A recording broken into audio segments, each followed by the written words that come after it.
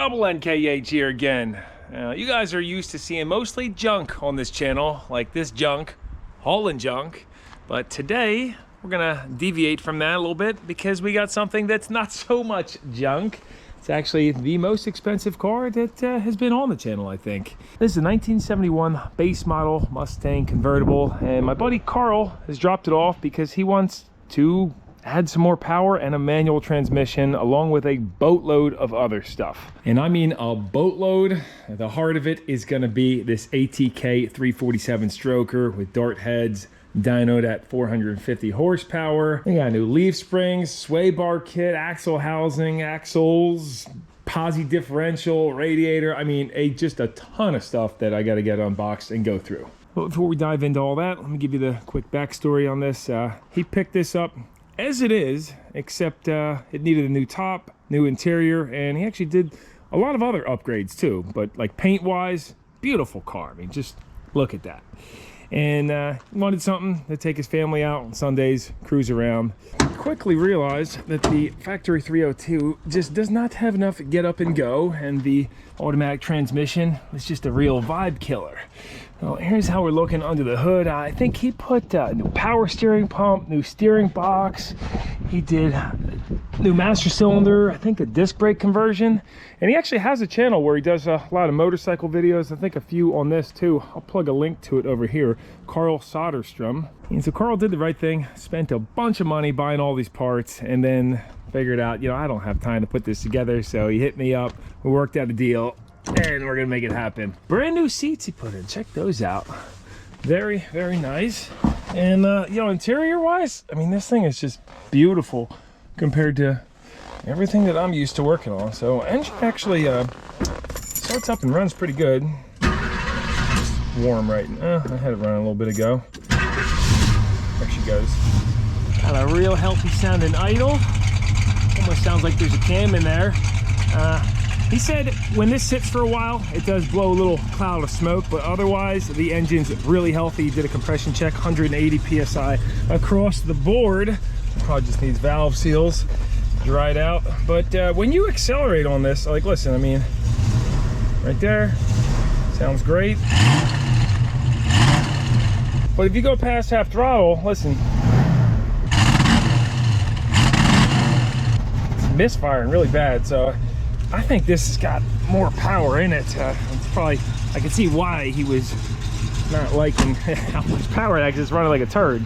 Well, let's try and address that first, because I plan to actually take this car for a little ride today with Jen. He gave me my blessings to drive it as much as need be. It almost sounds like it's restricted or something, like, or it's just not jetted right. We got a Holley 2-barrel, points ignition.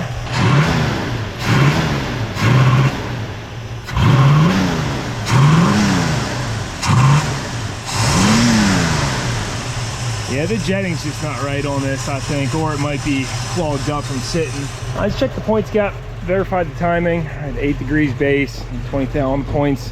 But let's take it for a little ride, see how it does under load. Guess you might as well put the top down, right?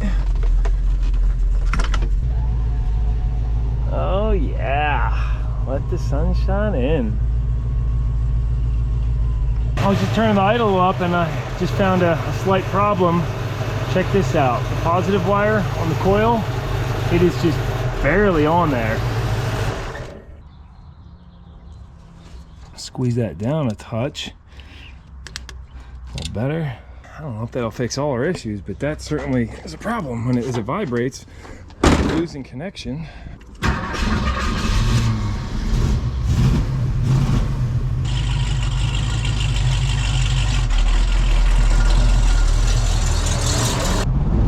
Oh my gosh, full throttle is just missing really bad.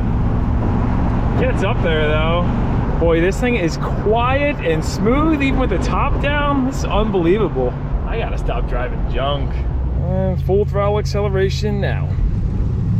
Oh. Okay, well, I've seen enough. We gotta take that carb apart. I know we're throwing the 347 in, but I'd like to get this running better before we pull it. That way, you know, it can be sold as a good running engine. Oh, that's gonna have to wait, well, because it is Easter Sunday. This is our Easter ride? Yeah, I'll take my lady out to dinner in this. Oh, yeah, I guess you need a little more room. That's all it goes back. That'll do. A little tight for such a big car, huh? Still runs a little rough, but should get us there. It will. It'll be fine, trust me.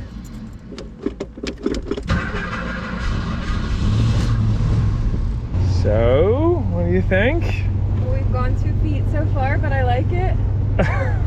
Pretty smooth, right? Yeah, what year is this? 71. Straight down the highway, look at that. It's actually really quiet in here too, with the top down. Yeah, a few days later, ready to jump back on this. I got the green Mustang all torn down, motor apart, and dropped that off over at Peterson Restorations. He's doing some much needed rust repair on it. And then I got all the parts for the 71 unboxed and accounted for. The last thing we have to do before we tear this apart is get it running well. So let's pull the carburetor off, see what that looks like inside. Or maybe we'll just throw our known good carb off of the 67 on there. Yeah, I think that's what we'll do.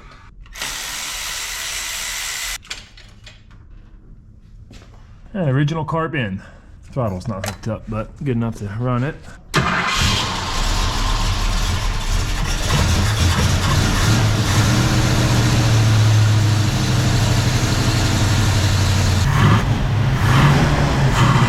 It's still, you know, full throttle, it just bogs. No, maybe we'll throw some more fuel at it, see what it does. I figured maybe this Holly was just clogged up inside, but.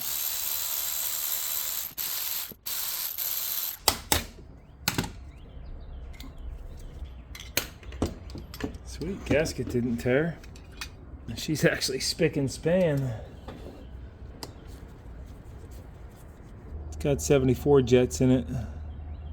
I don't really have many automotive jets. I think these are all motorcycle jets and they're not gonna fit a Holly. I mean, it seems odd the jetting would be the issue anyway, but you know, got nothing to lose, so let's punch it out one drill size. And my next drill bit is 92 thousandths, which I read online. That's about an 80 jet. So let's do that, see what happens.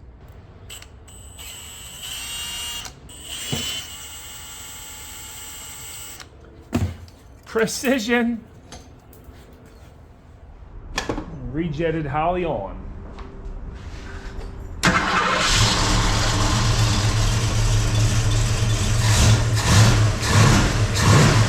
Oh yeah, already. What a difference.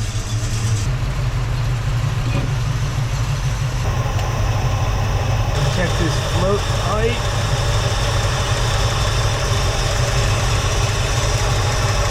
Yep, we're right up to the threads. We are a little low on vacuum, around 13 at idle.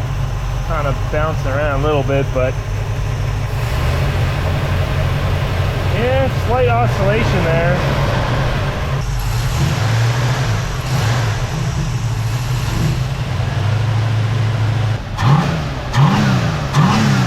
Well, it runs a whole lot better now, so I'm good with that. Good running 302.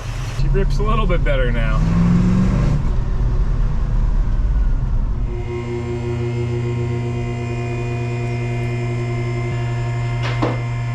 Take a glance under this car. Wow, really nice looking as far as rust goes compared to mine anyway. But I think the attack plan is going to be doing the rear first. We'll do the leaf springs, axle housing, you know, upgrading to that 9-inch. I believe this is an 8-inch, right? And then we'll do the transmission and all that stuff up there. But man, he wants to keep these super quiet mufflers. I would love to ditch those and hear this thing, but we'll keep them. See, we're having to cut the exhaust. It's only got a bolted collector on the one side. I'm leaking a good amount of transmission fluid from sitting in here. Here's all his new suspension work. You know, upper, lower control arms, new sway bar, strut rods, calipers, brake lines, hoses. Beautiful. Let's get going on it.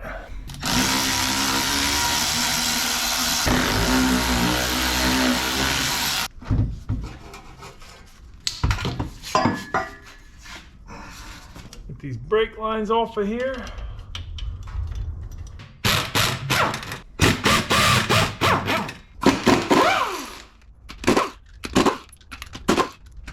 Forget if I already mentioned it, but not a big fan of these wheels. Hopefully he'll get something different on it at some point.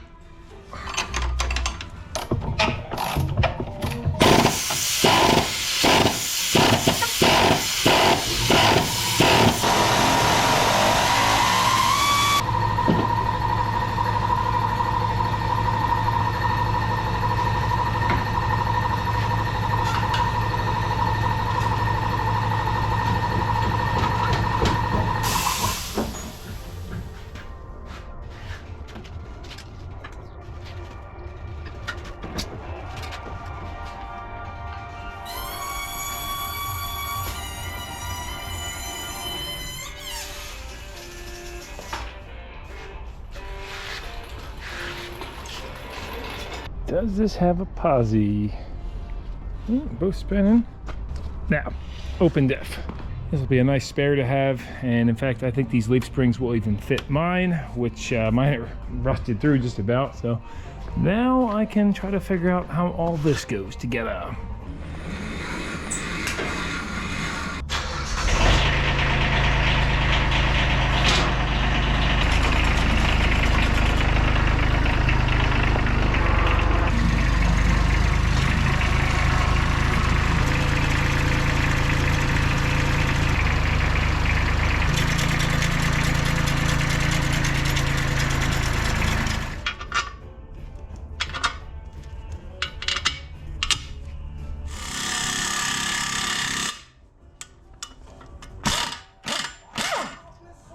Using the old washer and coupling nut technique to get these studs in. Actually ended up using the C-frame press on a couple because they were just so tight and I didn't want to stretch them out or strip the threads.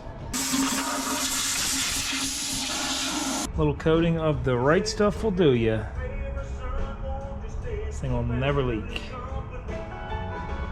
For the center section, we got 13 pinion teeth, 39 ring gear teeth, equals a 3.25 gear ratio. Oh boy, she's heavy.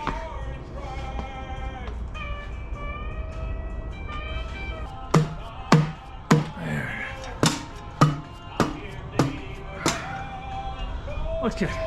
Just picked up one of these Icon hammers from Harbor Freight. It's always made in USA. I was like, heck yeah, I like to see that. So far, liking it. See how it holds up. Because you know, they're orange dead blows, they're just garbage, they fall right apart.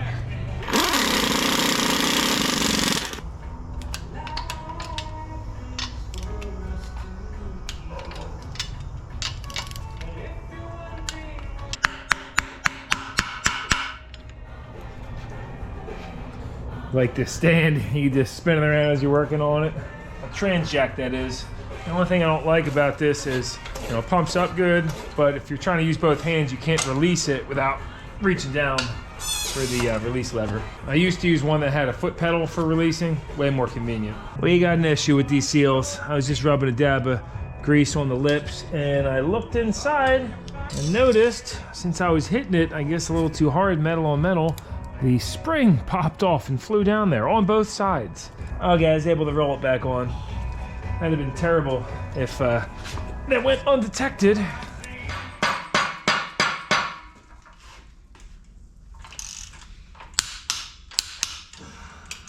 All right, that's all done. Took a little bit longer than expected. It's kind of tight getting these nuts and washers in here. They do give you an access port, but you're like using magnets and such. I used red Loctite on those nuts too.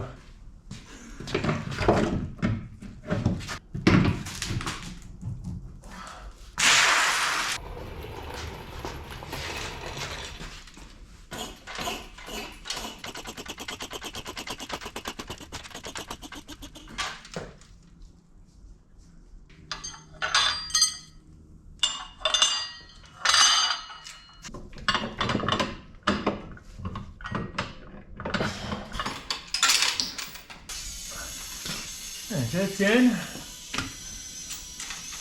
Went pretty smooth. The most time-consuming part was getting these old poly bushings out of the frame for the leaf springs. I had to break out pretty much every tool, you know, a torch and drill. I ended up heating a pick and using it, but got the new bushings in there. Before I go any further, we should probably fill this up with gear oil. That's the fill on the back, and then it has the level check down here on the side. I'm gonna get a bottle of the Motorcraft friction modifier for the posi.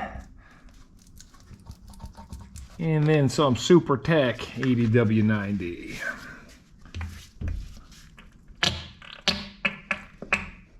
I like this fill up top. And exactly 3 quarts with the modifier brings us right up to the bottom of the threads.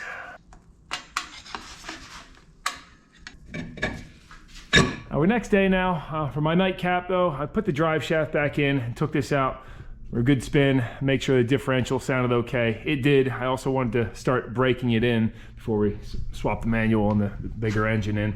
With these differentials, you usually got to run them through, you know, 3 to 5 heat cycles or 500 miles before beating on it and doing long trips and such. But on that test drive, I did have a noise. So this backing plate, I had to beat this back a little bit because it's just a little bent up. However, the rotor's actually skimming on a few other areas too, on both sides. So these rotors, I gotta cut this lip down, grind it.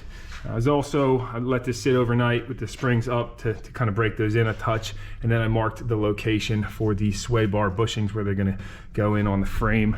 Essentially, we gotta use these U-bolts, drill a couple of holes, slide the U-bolt through, and that'll be done. That's a look where that mounts up on the front of the leaf springs, front of the axle. And I'll have to grind this rotor down too. You see it's rubbing up on the top and all around too. Kind of annoying, you know, brand new parts and you gotta go grind and stuff.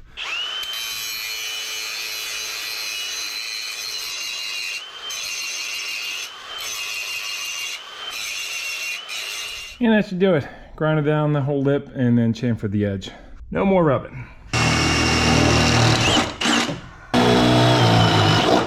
You can see this frame already had quite a few holes in it. Don't like drilling more, but I gotta elongate this one because they want you to slide the U-bolt through, and I'll put it together around the bend and over. Yeah, that's gonna have to get elongated. Now we can drop this U-bolt all the way around, hopefully. Yep, there it is. Tag that up with a little surface shield. Speaking of surface shield, you guys know Blaster sponsors the channel, and this is one of my favorite products. I use it all the time on all my vehicles, including the CJ7, the Rhino, the King Turd Quad, the Kubota, the 71 Chevelle, the K30 Rollback, the 96 Ram, and of course the 2004 Tundra. You know, surface shield has kept this truck on the road. These frames are notorious for rotting out, and check out mine. I usually hit this once a year, and it stays all gooey, the dirt sticks to it, but it prevents it from getting all rusty and crusty. I mean, some people like to paint stuff, but I'm all about preservation over restoration. And like, look at this rear differential, the cast iron. I mean, if you painted that, it'd just be flaking off. This, it kind of soaks into it and gives you just a real nice coating. This stuff protects all metals. It's a lanolin oil based formula. It has extreme moisture wicking action, and it's a darn breeze to apply. Look at that. We are all protected. If you're doing up an entire vehicle, you can get this in 5-gallon buckets too. Over here on the C30 Wrecker, you might remember we had to weld the frame, and that was back in 2022 when we slapped a bunch of plate steel on here, ran a bunch of beads, and I hit it with surface shield. Everybody was like, oh, you should have painted that. And you also shouldn't have welded vertically, but look, no cracks and no rust. On both sides, I might add. So if you want to fight rust and corrosion, then consider checking out Surface Shield. Thank you, Blaster, for sponsoring the channel. Now let's dive back into the video. And with this lowered all the way to the ground, off the lift on jack stands, that puts the sway bar right up where it's supposed to be. Now I did try jacking the differential up in the center with my post jack, and it just didn't do it at all. The bar was still all the way over here. Well, now we can just drop this on with some washers. Look at that, nice installation. And of course, rub these up with some grease first.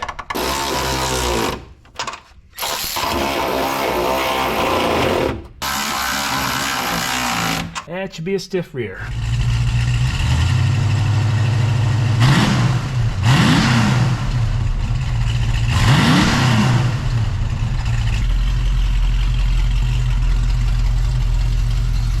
It's beautiful weather today, and my goal is to run it through the rest of the break-in cycles, get it up to temp, and let it cool for 15-20 minutes, and drive it again.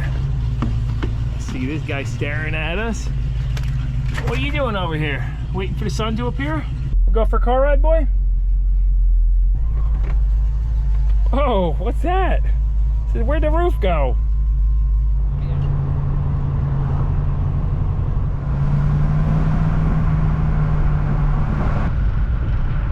That breeze nice? You getting some good sniffs? You know, I've never been a big fan of convertibles just by looks, but every time I drive one, I'm like, all right, I get it. It's pretty sweet. It's, I can see why top goes down, price goes up mentality.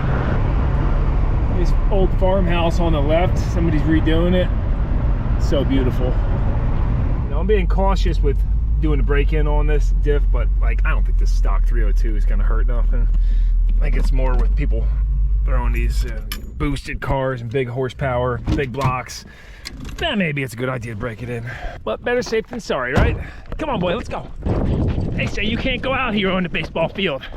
We say no.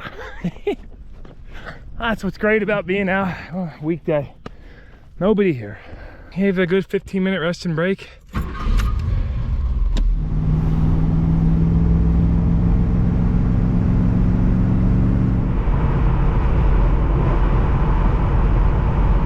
Well, she's officially broken in. It's been through all 5 cycles, cooled down. I want to go for one last ride and do a 0 to 60 test before we pull this engine, since we got it running much better now. I was reading factory time on this is like 7.9 seconds, 0 to 60.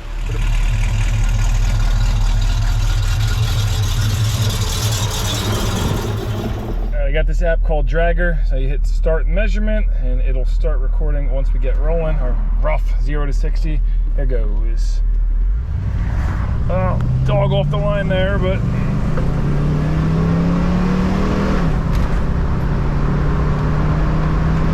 and there's 60.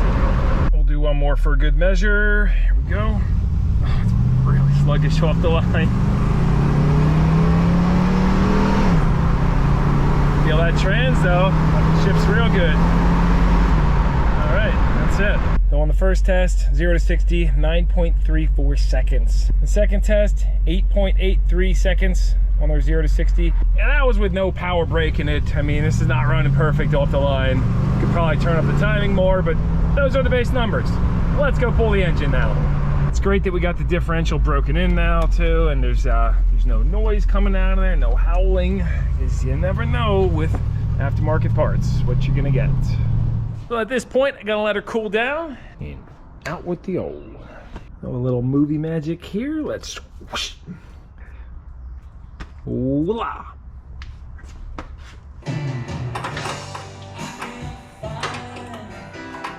About an hour later, I got pretty much everything off. Just gotta take this cross member. I got a strap holding that. I'll probably take this header off too, because it's just really tight with those long tubes. But these are kind of sweet. They're actually made by Hedman headers, made in USA, right on that tag. So, I mean, I'm not always a big fan of long tubes just because they take up a lot of space. But yeah, she's ready to pluck. All right, guys, we're back for the moment. We're about to pull this 289 out of this 1971 Ford Mustang. 289 cubic inches coming out, served its purpose, but we're gonna replace it with a 347 stroker. We might have to move the hood, but I think we got this. How are those back there, buddy? Get in the back.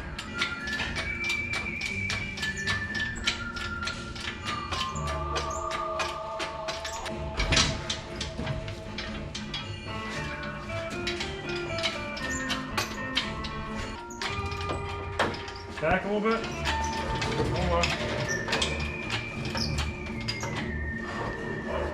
Back. Keep going.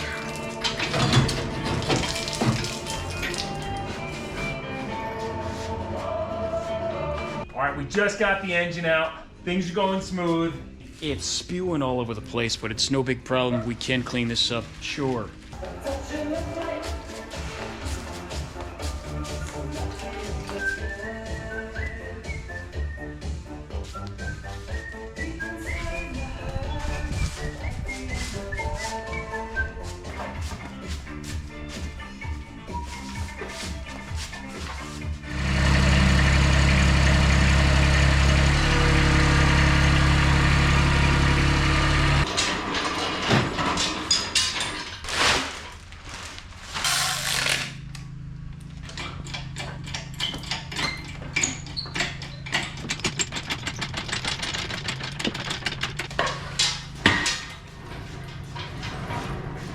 Here's a look at our brand new clutch.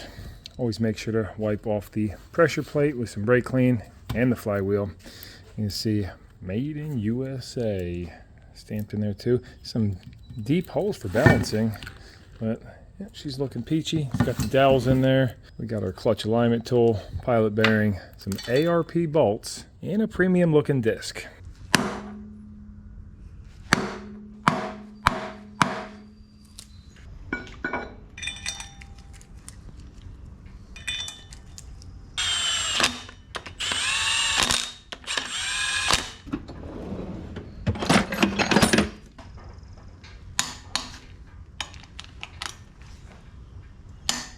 Got some ARP pressure plate bolts and washers.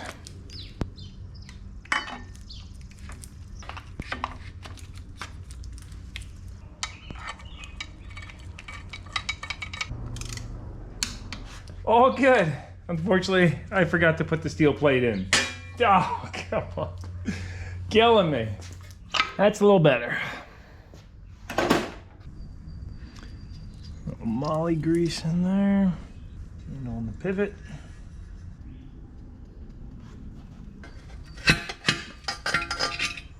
What are you gonna drop the bell housing on now?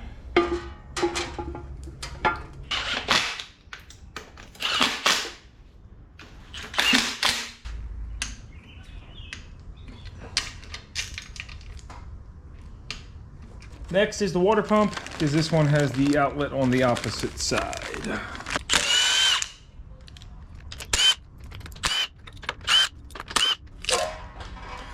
Actually, I think we'll leave that off till we get the engine in.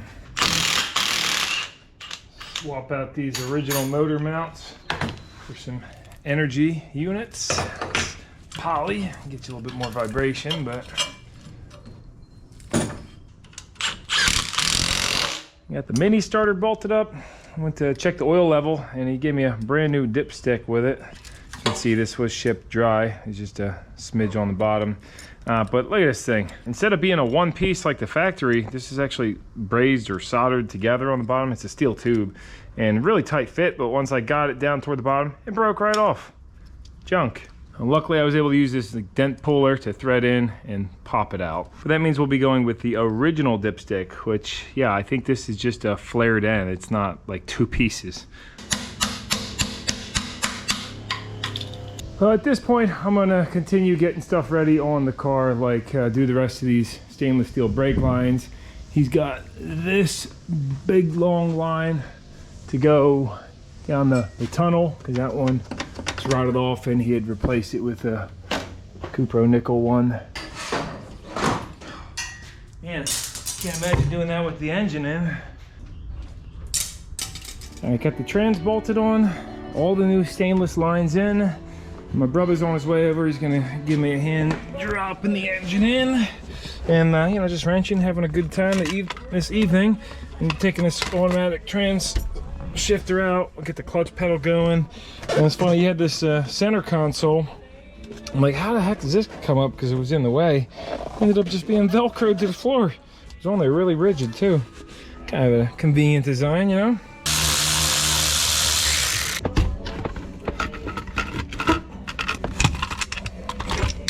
There it is. Best thing that ever happened to this car. I really just want to wing this across the driveway, but I suppose it's probably worth something. And don't let it drop either. Okay, once it's out, now keep pushing and going. Up, up, what? Up. Watch in. It's a little heavy. Yeah, it is a little heavy.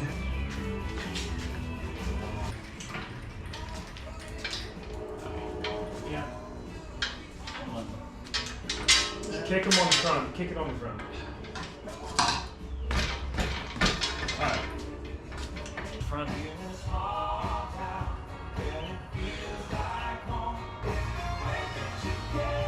Lights up. And the steering bar.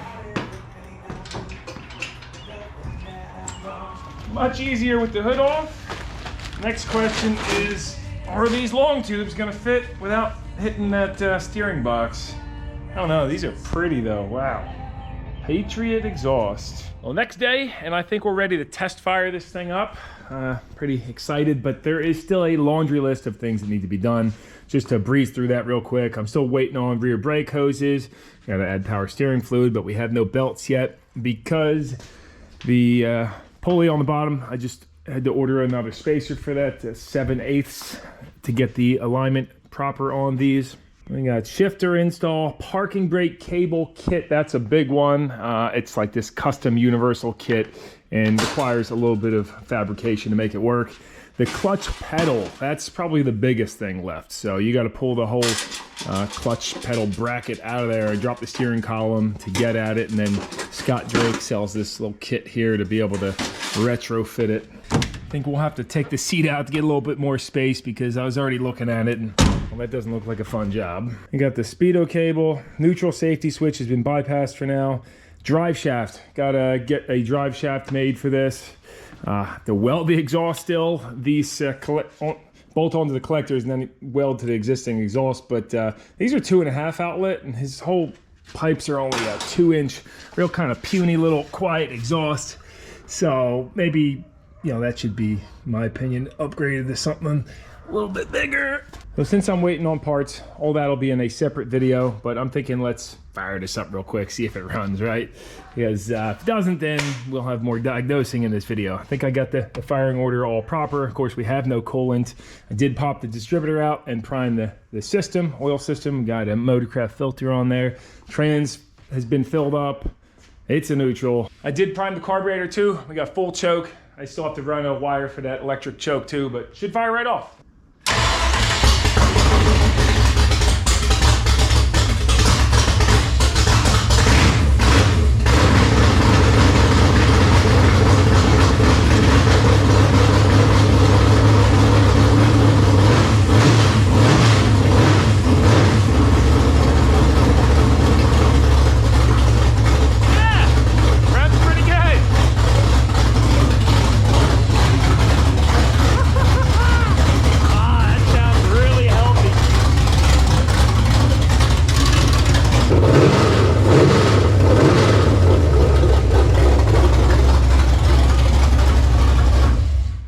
Okay, well, sure my neighbors hate me now, but that thing is dialed. I can't wait to drive it. Did you hear this? I think we'll have to leave the exhaust off for the first test drive too. That thing sounds rowdy with those long tubes open. Oh yeah. So anyway, I think that wraps this one up, guys. I have a lot of hours invested into this. Just everything was like I had to massage these parts into place. Nothing. I mean, with the rear end, that all bolted right up. No problems there. But as I started putting all this together, it's like everything's just not. I mean, for example, oh look, there you go. We have a fuel leak already, so that plug's gotta come out. I know that's tight though, but this fuel hose adapter, I had to, you know, cut it down. It wasn't the right length. He gave me a steel fuel line that I was hoping was gonna fit, but that didn't. So right now we just ran a rubber down to the pump. It didn't come with the fittings for the pump, so I had to go get something for that. All that kind of stuff really, you know, I'm not trying to sound like I'm complaining. I'm just saying when you're doing a large job like this, if you don't have everything dialed in exactly what you have and bolt-on parts, it takes a lot of time to go get everything you need and keep running out and all that stuff. Even as simple as like, oh, I need an oil filter. All right, let me go get that. Versus having a whole laundry list of everything you need and covering all the angles. I'm not good at that. I just work like piece by piece by piece. And at the end, everything hopefully goes together good. But I wanted to show the build sheet on this engine in case anybody's curious about the specs. It's by ATK. It's their part number HP100C. And these sell for about $8,000 on Summit Racing or Jegs or what have you. But the horsepower 450, torque 450. It's got a seasoned OE roller block. Here's your bore and stroke, 4.040 by 3.4. It's got a Scat nodular iron crankshaft that is 28 ounce externally balanced. Scat forged I-beam rods with ARP bolts. Forged 10-to-1 compression ratio pistons by Icon. It's got total seal Molle piston rings.